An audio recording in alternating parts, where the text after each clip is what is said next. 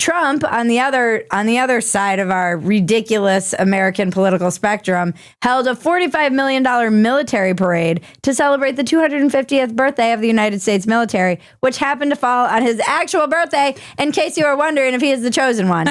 I am the chosen one.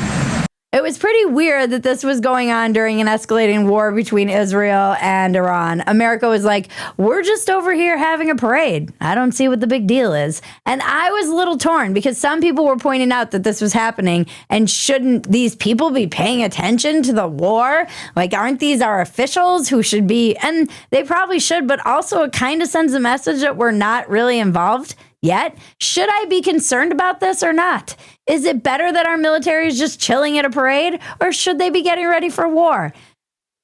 Why don't you let us know in the comments?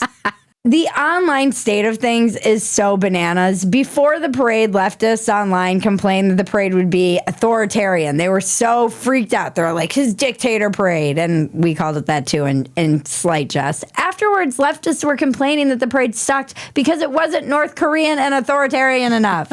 They didn't goose step and give Trump the side face salute. Kyle Kalinske said on X, he's kind of a left-wing Bernie bro-ish dude, I really thought Trump's police state parade would look fascist and scary. Instead, it's just humiliating. Are the soldiers marching like this as a low-key f*** you to Trump? Compare it to any other military parade, and you'll see what I mean. Like, here's the problem with our modern discourse. So much of it is people who want destruction in order to prove themselves right. They want us to go to war with Iran. They want the West to fall. They're rooting for fascists. They would rather see America burn under Trump just so they can be like, I told you so. What I don't think we talk about enough is the primal power of the desire to say, I told you so, and its destructive, corrosive force in our politics, and how it's going to be the death of the West. Because all of these people, left and right, I see it now, are just rooting for the worst case scenario so that they can go, I told you so, while the fucking nukes go off behind them. But first, a deep sip from a very tall glass of I told you so. I told you World War III was coming. We don't want this to happen, guys. And stop pretending that you don't want it to happen. You are all wish casting this stuff so that you can go, that's what I said. I told you I was going to be right about that. Why don't you start being a little bit more like Tony Robbins and visualizing positive outcomes? First of all, these leftists who are out of their minds complained that he was a dictator, and then after the parade, blamed him for not being a dictator. Everyone was commenting on the army's marching, too. It was a little bit like a local homecoming parade. There wasn't like this evil march of goose-stepping soldiers. And also, by the way, why is the evil march always the goose step? Can someone in the comments explain that to me? I'm way more intimidated by the Green Berets marching this weekend than any of these goose-stepping Rockettes.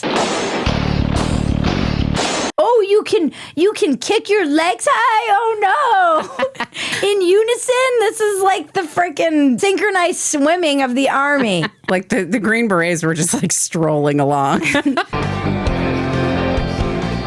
It did feel a lot like in the Raiders of the Lost Ark, where he's like, what's up?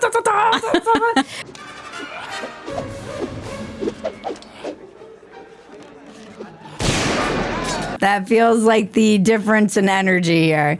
And everyone on the left is basically saying, like, you're doing it wrong. Let me show you how this fascism is actually done. I'm just grateful to the people who are in these parades who serve, because someone's got to do it. Even if our flag is backwards, we still love America. Mm-hmm. And we love America for letting us put our flag backwards. Because in other countries, I would be locked away for even doing that. I loved what Art Tavana said. The No Kings protest was as embarrassing as Trump's lame military parade. All we learned from both sides is that the left needs better messaging and sloganeering, and the right needs better production quality and event planning. Proof that not all fascists are gay. Between the domestic unrest and the foreign wars, it was a weekend of me feeling like I should be blasting Fortunate Son while I scrolled the timeline. In the background of all of this unrest going on, Your Democratic kings and queens and all of your leaders, Alex Soros and Huma Abedin, got married in a wedding that was basically a royal wedding between Democrats who love dark money. Huma Abedin went from wiener to this fucking guy, George Soros Jr. He doesn't exactly look like he's getting turned on by women. Everyone's like, oh my gosh, he's 10 years younger than her. The No Kings protesters are on the streets screaming about royalty, while their leaders and party heads are at an eyes wide shut party in the Hamptons. The people running the Democrat Party don't care, you fucking dorks. They do not care. Same for the Republicans. None of our leaders really give a shit about us little normies, and the sooner we understand this, the better. Although I do think, no, I don't think actually anyone cares about us.